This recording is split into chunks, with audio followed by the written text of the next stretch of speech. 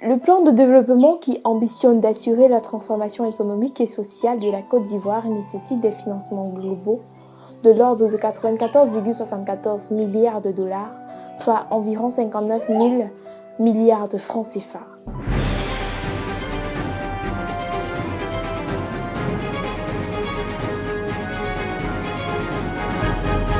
Salut à tous et merci de suivre cette nouvelle vidéo sur Investir et Innover en Afrique TV. Je suis Coralie Tokam. Selon le Premier ministre ivoirien, des institutions financières multilatérales et des pays partenaires de la Côte d'Ivoire ont promis de mobiliser 26,1 milliards de dollars, soit un peu plus de 15 700 milliards de francs CFA, pour soutenir le plan national de développement.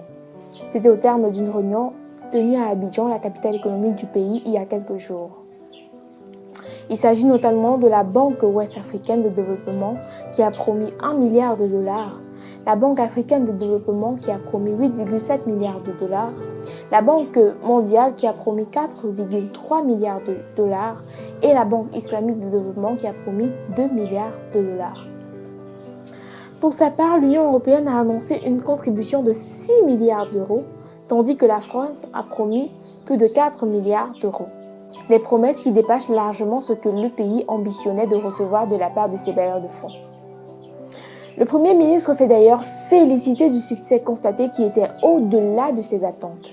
Il avait en effet prévu 15 milliards de dollars de promesses, soit quelques 9 000 milliards de francs CFA, et a finalement reçu 21,6 milliards de dollars à l'issue de la rencontre consultative avec des partenaires au développement.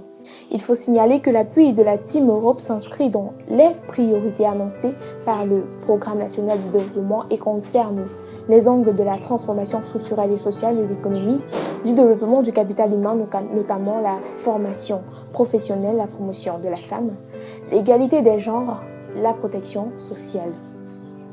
Il concerne aussi une transformation structurelle et sociale de la durabilité agricole et la lutte contre le changement climatique et du renforcement de la gouvernance.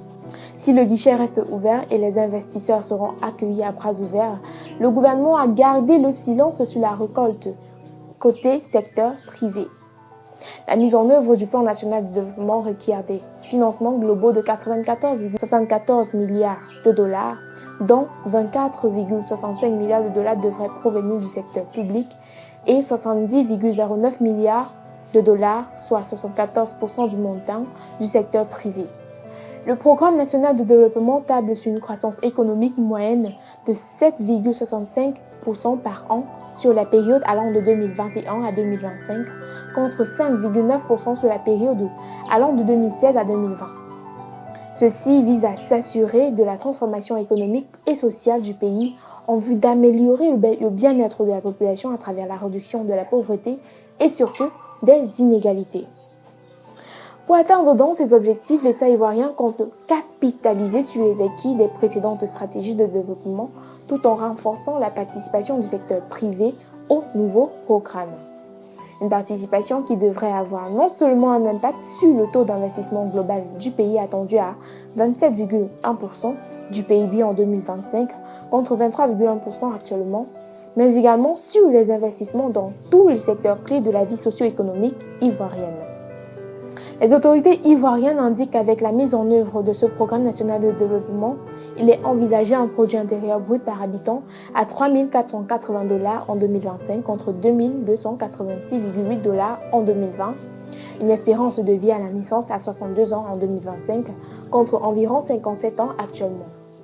Il est également attendu que la part du secteur manufacturier dans le PIB de 10,9% en 2019 atteigne 15% en 2025. L'indice d'inégalité des genres passe à 0,657 en 2018 à 0,3 en 2025. Et d'ajouter que le Programme national de développement 2021-2025 va améliorer le linéaire de route revêtu, le faisant passer de 7 500 km en 2020 à 9 500 km en 2025. Il est prévu un taux d'investissement de 27,1% en 2025 contre 23,1% actuellement. Depuis la fin de la crise post-électorale 2010-2011, autant pour moi, la Côte d'Ivoire a enregistré une croissance soutenue qui fait de son économie l'une des plus dynamiques de l'Afrique de l'Ouest. Entre 2016 et 2020, l'économie a crû de 5,6% en moyenne et le pays est considéré comme celui qui a le plus accru sa prospérité au cours des 10 dernières années dans le monde. Mais malgré cette performance, l'État ivoirien a encore fort à faire pour que les richesses créées se manifestent par une amélioration des conditions de vie des populations.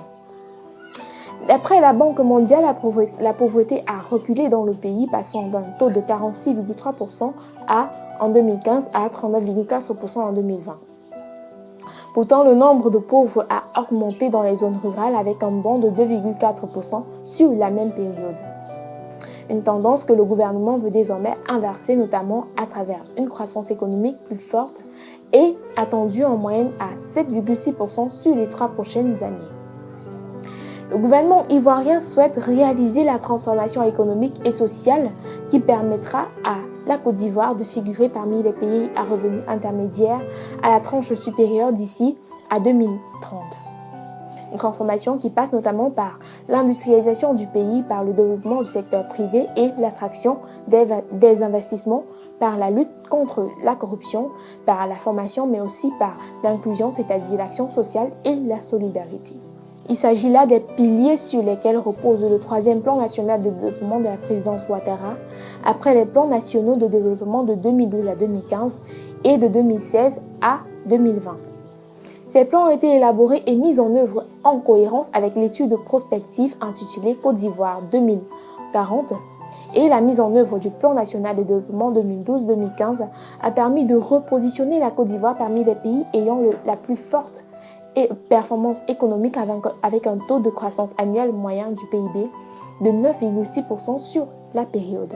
Quant au plan national de développement 2016-2020, sa mise en œuvre a permis au pays de poursuivre son dynamisme de développement sur la période 2016-2019, en dépit d'un contexte mondial défavorable marqué notamment par les tensions commerciales et la baisse des cours des matières premières.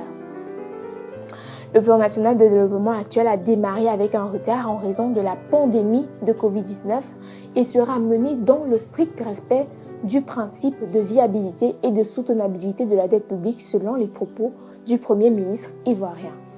Des propos qui rassurent dans un contexte où la dette publique ivoirienne a franchi le 31 décembre 2020 le seuil symbolique de 20 000 milliards de francs CFA pour s'établir à un peu plus de 20 250 milliards de francs CFA, contre un cours de plus de 16 800 milliards de francs CFA fin décembre 2020, soit une nette hausse de 20,52% qui représente près de 3 450 milliards de francs CFA selon les données officielles.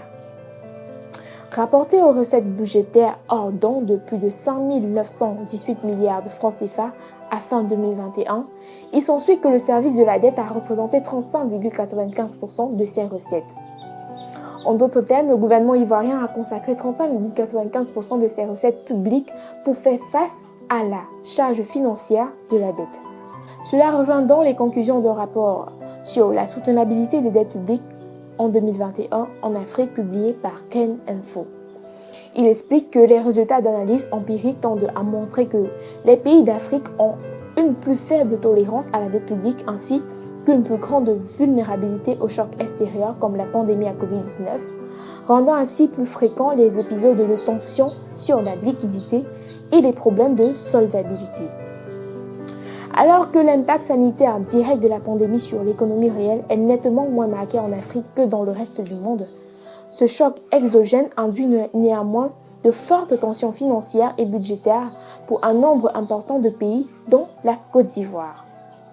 Cette conclusion implique de mettre en œuvre de nouveaux modèles de financement du développement qui atténuent l'exposition des pays emprunteurs aux chocs exogènes, condition nécessaire pour concilier les impératifs de financement et du développement, ainsi que la soutenabilité des dettes publiques.